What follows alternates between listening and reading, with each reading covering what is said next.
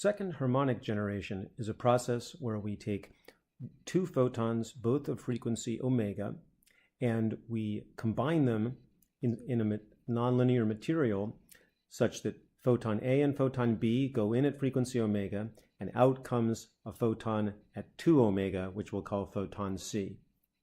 Now, to get ourselves started, let's talk about energy conservation and momentum conservation. So first, the energy conservation for this situation says that the photon energies of A and B have to add up to the energy of photon C. So we're saying that EC equals EA plus EB.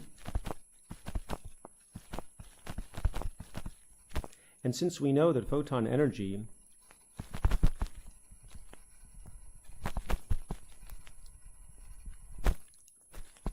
for any photon is Planck's constant divided by 2 pi, h bar times omega. That's a result from quantum that we're not going to defend here.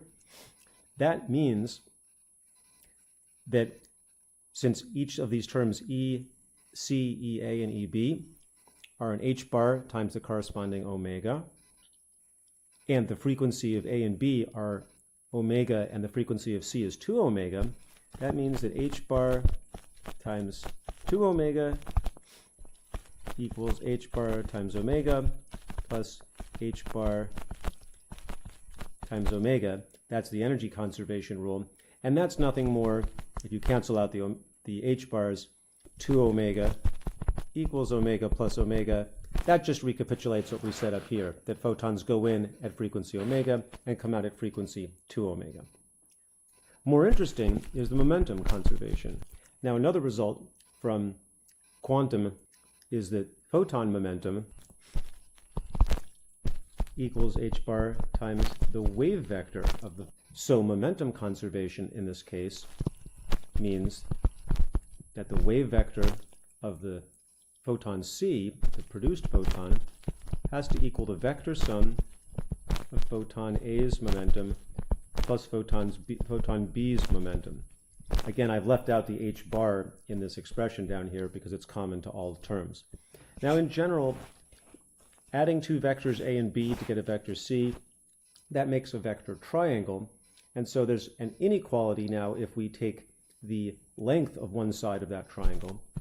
We would say that the wave number of the produced photon, the second harmonic photon, it's less than or equal to the length of the other two sides of the triangle, Ka plus Kb. Now, we know in general that wave number is related to refractive index. In general, any wave number Ki is equal to the refractive index felt by that wave times the angular frequency of that wave divided by the speed of light in vacuum. So this is true for A, B, and for C. So now I can replace each of these wave numbers with the refractive index times the frequency of that photon. I don't have to write the C naught because it will be common to all terms. So Kc becomes Nc times the frequency of that photon, which is 2 omega. And then for A and B, I get Na times omega plus Nb times omega. If I cancel out the omega from this expression, I get that Nc is less than or equal to Na plus Nb over 2, which equals the mean, the average of Na and Nb. So this is a more interesting assertion. This expression says that the refractive index of the produced photon is going to be the mean, or less than or equal to the mean, of the two photons' refractive indices that went in. Let's start investigating that. I'll remind you of what the refractive index is of a photon that's experiencing birefringence. And that is, and I'm going to notate that with a tilde over here, and I'm going to write it as a function of the angle from the optic axis, what we typically call gamma. And this is a formula that you've seen elsewhere in the course. NO squared times NE squared, and then a trigonometric sum down in the denominator. So now we're ready to start analyzing a specific case of second harmonic generation. I'm going to start drawing some index ellipses and index circles. So in order to do that, I'm going to start off drawing an optic axis like we're used to. So OA gives us the optic axis. And now let's consider a specific case. So this is going to be the case of NE being less than NO. Now we're ready to start actually drawing some index ellipses and index circles. Let's start by drawing the index circles at the fundamental frequency and at the doubled frequency. So I'm going to write the fundamental frequency in blue, and I will draw origin for my coordinate system, and then I will draw a circle here, and that's what I'm calling the ordinary refractive index. This is for photons polarized in and out of the plane of the page, and although it has no dependence upon the angle from the optic axis, any direction that you propagate will have the same refractive index felt. I will emphasize that this is the refractive index felt for ordinary polarized photons at the fundamental frequency omega. Now we also can have in red the index circle for photons at the second harmonic. Now we have ordinary dispersion happening here. The typical way that refractive index depends upon frequency is that a larger frequency has a larger refractive index. So I'm going to draw a larger diameter circle corresponding to that larger refractive index. So this is our label for the ordinary refractive index for photons polarized out of the plane of the page. And I'm going to emphasize that by saying that it is at frequency 2 omega. Okay, now we are also going to have birefringence in this case, so we now have to draw ellipses corresponding to the way the refractive index depends upon angle from the optic axis for photons polarized in the plane of the page. I'll go back to my blue pen and I will draw an index ellipse. Now it has to share some points with the index circle in blue. When the k vector points along the optic axis, then both the in-page and out-of-page electric fields, they'll experience NO.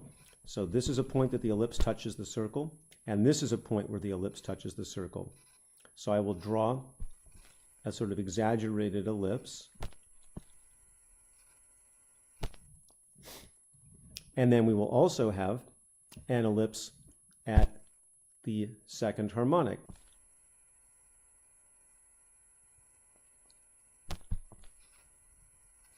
So now I'll label these to make sure you know what I'm talking about. So this inner ellipse here is what we'll call the refractive index felt by the in-plane polarization at the fundamental frequency, and that varies as a function of gamma. And similarly, there's an outer ellipse, and that's given, we will label that also as an N with a tilde over it. That's at the second harmonic, and it's also a function of the angle gamma. Okay, we're ready, we're in business now. We know we have to obey a rule, which is that the produced photon at the second harmonic has to have a value less than or equal to the mean of the two photons in frequency omega. And we're going to consider the collinear case. If we say that we're going to go collinear by which I mean that the momenta of the two photons coming in are parallel, or overlapping, then this inequality becomes an equality, and we're looking for situations where the produced photon has exactly the mean of the refractive index felt by the two incident photons. So let me label an interesting point on this curve, and it's right here. I've drawn a little green circle at an intersection point. I'm intersecting the fundamental frequencies index circle with the second harmonic frequencies index ellipse. I can label this direction, and I'm going to label this angle with a variable that I call gamma Roman numeral 1. That number 1 will come up later. So that's gamma 1. And note there's something interesting about gamma 1. Gamma 1 has the property that the refractive index of the second harmonic photon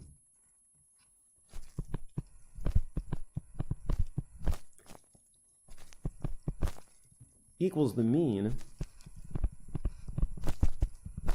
of two photons that are on the index circle at the fundamental frequency. So I could write that as the mean of NO omega and another photon with the exact same refractive index. So it's sort of silly to write the mean of two numbers that are the same, but I'm trying to emphasize how it corresponds with the picture that we've got on the right-hand side over here. So this intersection point gives us a situation where we can write down a table of NA and NB combining to make a second harmonic photon NC. As a reminder, these two photons have frequency omega. This photon has frequency 2 omega.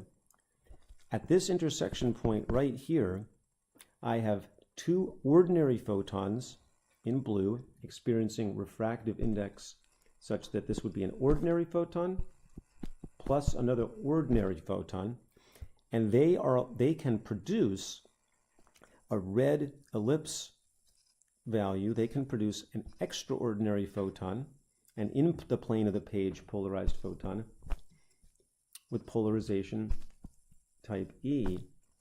And this reaction, if you will, of two incident photons making an outgoing photon obeys this equality here, that the refractive index of the produced photon equals the mean of the two photons that went in, because all three photons have the same refractive index here. There's another way that we can satisfy this inequality, though. Instead of having NA and NB and NC all equal this refractive index amount, we can look for a different angle. An angle something like this, where there's a blue photon here on the ellipse, there's a blue photon here on the circle. They can be photon A and photon B. And notice that the red ellipse occupies a point at the midpoint. And that can be called photon C. So there's another way to satisfy the rule that the refractive index C is the average of the refractive index A and the refractive index B. But this has a different sort of behavior here. Now we're still on the red ellipse, so if I want to talk about what the new photon's refractive index is, I would label this new angle here as gamma 2. And gamma 2 has the property that the extraordinary polarized photon here at a different angle, gamma 2, it equals the mean of two photons also. But one of the photons is the extraordinary photon,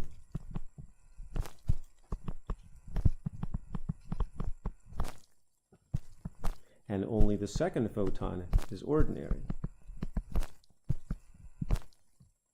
So I've got a different mean between two different refractive indices here, and the produced photon has the average of those two refractive indices.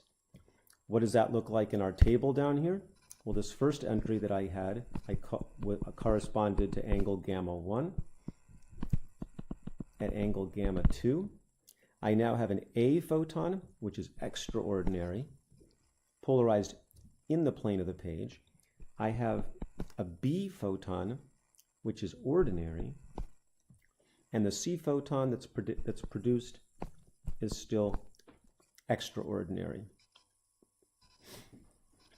And these are the two directions within this upper 90-degree quadrant where second harmonic generation that's collinear can be produced. There's twofold symmetry in this problem, both horizontally and vertically. You can see what the other intersection points for type 1 would be, for instance. That causes me to want to point out to you when the two incident photons are the same type, in this case both O, that's called type 1 second harmonic generation. And the other type, where there's two types of incident photon polarizations, that's called type 2. Now we can also, just like we drew here, the ellipse for the case of NE less than NO, we can draw an ellipse for the case of NE greater than NO. We again draw the index ellipse.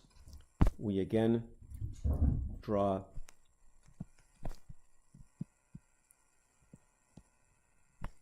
the index circle here for the fundamental frequency, and we draw the index circle for the second harmonic frequency.